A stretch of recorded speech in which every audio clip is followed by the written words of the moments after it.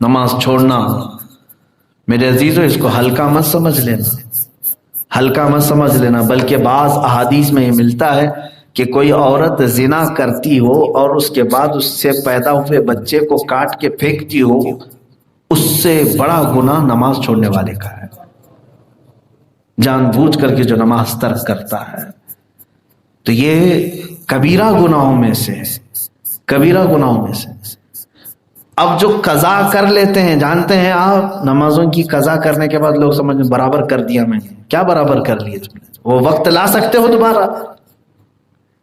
قضا کرنے والے کے لیے حکم کیا ہے جانتے ہیں آپ؟ فجر آپ کی چھوٹی اور اس کے بعد پھر آپ نے اب عشاء کے وقت اس کو پڑھ لیا، قضا پوری کر لی، ادا کر لیا، تو فرمایا گیا کہ وہ 2 رکعت کی قضا کرنے کے بعد توبہ الگ سے کرو اللہ کی بارگاہ، توبہ کرو کہ وہ وقت کو تم نے جو ضائع کیا، یہ تو خالی تم نے 2 رکعت برابر کیا، اب اللہ جو ناراض تھا اس کو کون منا رہا ہے؟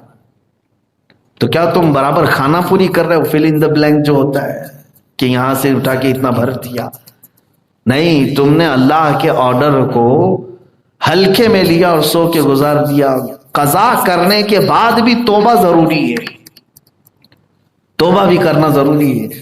تو نمازوں کو جنہوں نے ہلکے میں لیا ہے ان کے لیے دردناک عذاب ہے۔ یہاں تک کہ میں آپ کو یہ تک بتاؤں، حضور اکرم صلی اللہ تعالی علیہ وسلم کے پاس ایک شخص آیا اور نماز پڑھ رہا تھا، نماز سے سلام پھیر کے آنے کے بعد اس نے حضور کو سلام کیا، حضور نے فرمایا جا پھر سے نماز پڑھ، تیری نماز ہی نہیں ہوئی۔ پھر گیا وہ نماز پڑھا، اس کے بعد آیا سلام کیا، حضور نے فرمایا جا تیری نماز نہیں ہوئی، پھر سے پڑھ کے آ۔ تیسری بار پھر پڑھ کے آیا، حضور پاک صلی اللہ علیہ وسلم نے فرمایا جا تیری نماز نہیں ہوئی، پھر سے پڑھ۔ 3 بار بھی پڑھ کے آیا، حضور بار بار بھیج۔ تو اس نے کہا میرے آقا میرے سے جتنا ہو سکتا ہے میں اسی انداز سے پڑھ رہا ہوں، میری طاقت کے مطابق، اب آپ ہی مجھے سکھائیں کہ کیسے پڑھوں۔ کیونکہ وہ بندہ جو نماز پڑھ رہا تھا، جس کو کہتے ہیں کھٹا کھٹ نماز ادا کرنا، کھڑا ہوا رکوع میں گیا، رکوع سے اٹھا پھر سجدے میں گیا، سجدے سے اٹھا، تسبیح بھی صحیح سے نہیں پڑھ رہا ہے سیدھے۔ اس کے بعد میرے آقا نے اسے سارا طریقہ بتایا، جب کھڑے ہو تو اطمینان کے ساتھ قرآن کی قرأت کرو، پھر رکوع میں جاؤ تو تمہاری کمر، تمہاری پیٹھ سیدھی ہو جائے، اور اس کے بعد جب تم کھڑے ہو جاؤ تو قوما بالکل سیدھے ہو جاؤ، پھر سجدے میں جاؤ تو اس کی کیفیت یہ ہونی چاہیے تمہاری 7 چیزیں لگیں، تمہاری 7 چیزیں سجدے میں لگیں۔ ایک تو تمہارا چہرہ یعنی ناک و پیشانی ایک چیز، دونوں ہتھیلیاں اور دونوں گھٹنے اور دونوں پیروں کی 10 انگلیاں، کہا کہ یہ سجدے میں پوری طور پر لگیں، تو سجدے کا حق ادا ہوا۔ پھر 2 سجدوں کے بیچ میں اپنی کمر سیدھی کر کے، پیٹھ سیدھی کر کے بیٹھو۔ تب میرے آقا صلی اللہ علیہ وسلم نے پوری نماز کا طریقہ بتایا۔ اخیر میں ایک صحابی بیان کرتے ہیں، حضور نے فرمایا جو اس طرح کی نماز پڑھتا انتقال کر گیا، کون سی؟ مرغے کی چونچ والی۔ حدیث میں یہی کہا گیا ہے کہ جو اس طرح سے کھٹا کھٹ نماز پڑھ رہا ہے تو اس کو کہا گیا کہ کیا تو دانے چگ رہا ہے جیسے مرغا ٹھونک سے دانے چگتا رہتا ہے، سجدے پہ سجدے، سجدے پہ سجدے اس طرح سے کر رہا ہے۔ تو حضرت ابو سعید خدری رضی اللہ تعالیٰ، حذیفہ بن یمان رضی اللہ تعالیٰ نے فرماتے میں نے رسول پاک سے سنا جو اس طرح کی نماز پڑھتے پڑھتے مر گیا، حضور فرماتے ہیں وہ دین محمدی پہ نہیں مرے گا۔ آج میں پڑھا تو مجھے بھی شوق ہوا کہ اتنا ہی سخت وعید حضور کی ہے۔ نمازوں میں اگر جلد بازی کر کے بھاگ گیا تو اس کے بارے میں وعید ہے کہ وہ دین محمدی پہ نہیں مرے گا، جو پورا ہی چھوڑ کے بیٹھا ہے اس کے لیے کتنی سخت وعید ہے۔ میرے عزیزو یہ کبیرہ گناہ ہے، ترک نماز کبیرہ گناہ ہے جس کو لوگ ہلکے میں لیے ہوئے ہیں۔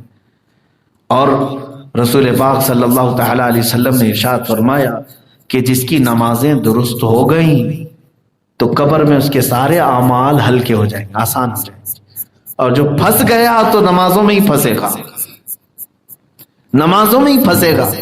اکثر جو ہے اسی میں پھنستے ہیں، اسی لیے فارسی کا ایک مشہور شعر ہے، روز محشر کے جان گداز بوت اولی پرسش کے نماز بوت۔ قیامت کا میدان جان پگھلا دینے والا ہوگا، لیکن سب سے پہلا سوال تمہیں نماز کے بارے میں ہوگا، اور اس میں جو اٹک گیا تو کئی سو سال تک کھڑا رہ جائے گا، کیونکہ نمازیں اتنی باقی ہیں. کہاں سے لے کے آئے گا قرضہ ادا کرنے؟ کس سے مانگے گا نمازیں؟ کون دے گا وہاں پر؟ سب کے پاس تو یہی حالت ہوگی. ماں انکار کرے گی، باپ انکار کرے گی. یہاں اگر کہیں دکان پہ چلے گئے، پیسے کم پڑے تو مانگ لو گے نا. اب تو تمہارے پاس بہت ساری سہولیات ہیں، دکان والے سے کہہ دو گے کہ میں پے ٹی ایم کر دوں گا، فلاں کر دوں گا، آن لائن کر دوں گا، کچھ تو کروں.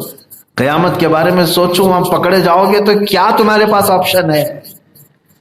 باپ سے مانگو گے، بھائی سے مانگو گے، ماں سے مانگو گے. قرآن تو پہلے ہی کہہ دیا ہے، یوم یفر المرء من اخیہ وامہ وابیہ وصاحبتہ وبنیہ. یہ وہ دن ہے جس دن بھائی اپنے بھائی سے بھاگ رہا ہوگا، ماں اپنے بیٹے سے بھاگ رہی ہوگی، دوست اپنے دوست سے جان چھڑا رہا ہوگا. کیوں؟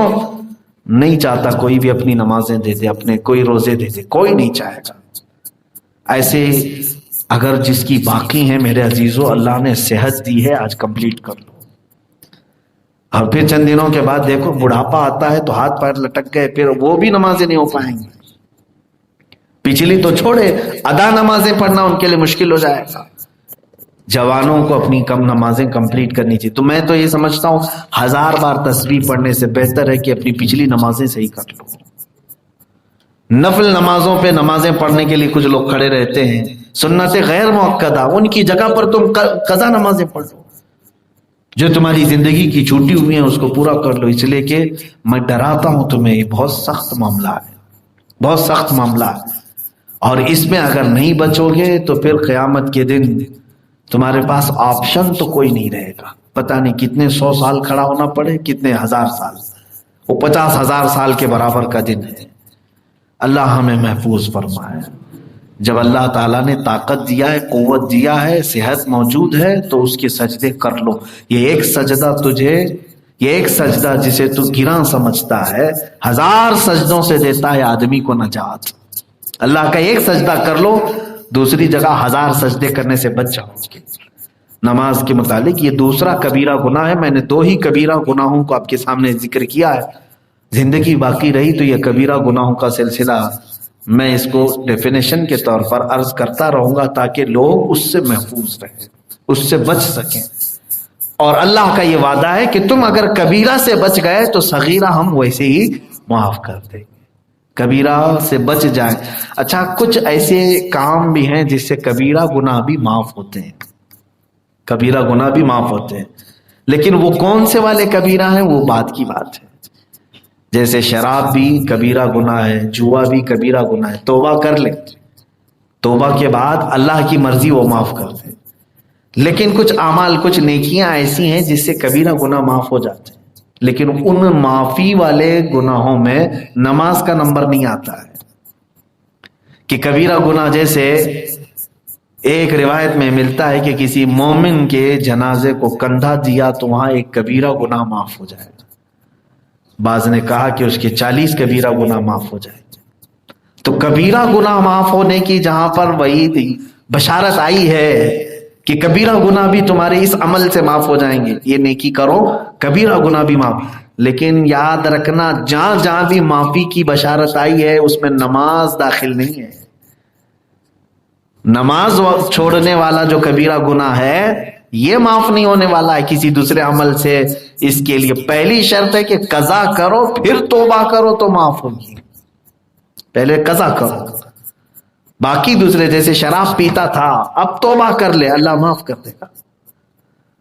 جوا کھیلتا تھا اب توبہ کر لے، نشہ کرتا تھا توبہ کر لے، اللہ معاف فرمائے گا. لیکن نماز چھوڑتا تھا تو خالی توبہ کرنے سے معاف نہیں ہوگی بلکہ اس کی قضا بھی کرنی ہوگی. اس وقت تک اس کی توبہ بھی معلق ہے، لٹکی ہوئی ہے. یہ بات سب لوگ اپنے ساتھ باندھ کر کے رکھو. میں نے اپنا فریضہ ادا کر دیا کہ میں نے تمہیں کبیرہ گناہوں سے ڈرا دیا، اور اس لیے کہ سوال ہم سے بھی ہوگا بعد میں. کیا اللہ رب العزت نے جو مجھے علم دیا، یہ سوال ہم سے ہوگا، کیا تم نے میرے بندوں کو کبیرہ گناہوں سے ڈرایا تھا؟ ہم عرض کریں گے کہ ہاں مولا ہم نے انہیں بتایا تھا. پھر تمہارے پاس اب کوئی عذر نہیں رہ جائے گا. تم یہ نہیں کہہ سکو گے کہ اے اللہ مجھے معلوم نہیں تھا کہ کبیرہ تھا کہ صغیرہ تھا. آج میں نے اتمام حجت کے طور پر بیان کر دیا کہ اب تمہارے پاس عذر بھی نہیں رہے گا۔ اللہ رب العزت کبیرہ گناہوں سے آپ سب کو محفوظ رکھے، اللہ کے ساتھ شرک کرنے اور ترک نماز کرنے سے مولا ہمیں محفوظ رکھے۔